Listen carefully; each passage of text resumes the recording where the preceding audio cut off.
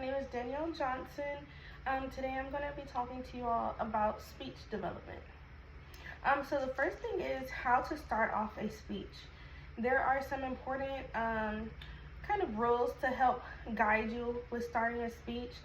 In the first 30 seconds, you should get your main point out there and start it off with like a bang or a hook that really draws people in. Before you actually get to the presentation of your speech, make sure that you check your technology just to make sure that everything is set up and ready to go so that there are no problems or distractions when it does come to your speech presentation. Also, what can help at the beginning is if you start off with a concise story to make sure everyone is following along and actually knows what you're talking about. There has to be a beginning, a middle, and a lesson learned towards the end. And make sure kind of as you're going in the beginning to give a key question. So while you are speaking, the audience is kind of still thinking about what you have asked them, and you can come back to it towards the end of your speech. How to stay organized is also a very big part of your speech. You want to make sure that everything is organized. You want to make sure that you have something that really grabs their attention, and something that's also very relevant to the audience. So it is good to know who your audience is and what they're looking to receive out of your speech, because you want to make sure that it is relatable to them. Make sure that you have credibility when you are speaking. You don't want it to just be things that you've never experienced or that you don't know about. The audience loves to know that the speaker is credible in what they are talking about or demonstrating. Aim for having 3 main points that you do discuss during your speech, and make sure that they're also logical and that they make sense with each other, that they're not all kind of scattered all over the place. So yes, and then also too, which is something I have been working on, is body language.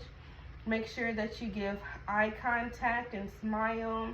99% of the time you should have eye contact with the audience member. So I know one thing that I learned during the video was one thought, one look. So as you're completing a sentence, whatever thought that you're having and your sentence that you're finishing, make sure you're still making eye contact with the same person that you locked eyes on, and then kind of move to the next person, but still have like a friendly face. You don't want to look like upset or nervous or anything, because that would be kind of awkward eye contact. Make sure that your feet are shoulder width apart and that you do kind of bend your knees. You don't want to have your knees locked because that can cause you to faint or pass out.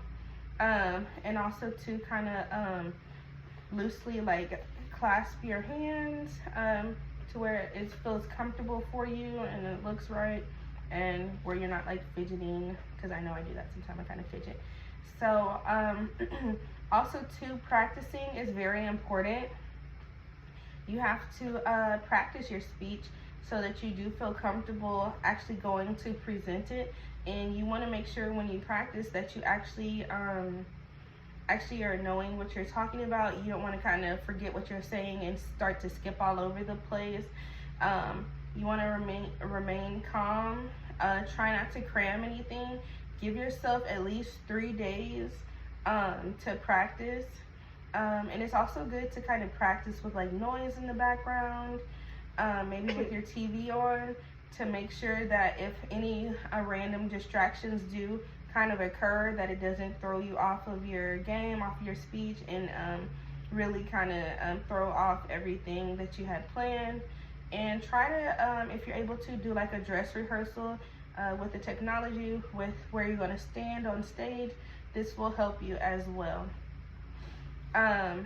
It is good to have like an open and close that connect in your speech. You should have kind of pique the listener's interest already at the beginning within those first 30 seconds. That's why I say you have to come in with a bang or a hook. You have to make sure you find your attention grabber, and ask kind of rhetorical questions like, has anybody been through this? And it should be something that pretty much everybody has been through. So kind of like a rhetorical question to get their wheels turning. Also, you should have visual illustrations. If you do have a slide or a PowerPoint, visual illustrations can definitely help with that. And also too, you should give a signal that you're getting ready to end, reinforce your thesis, which is like your main point of your speech. Call attention to something that is really important, whether that be like a stat or something that really brings everything all in and together. And make sure you use like a really good closing, whether that be like a quote that really ties in well, so that your audience is left with like a wow moment that they really can think about, and that really captured the request of the audience that you are presenting to. Thank you. Bye-bye.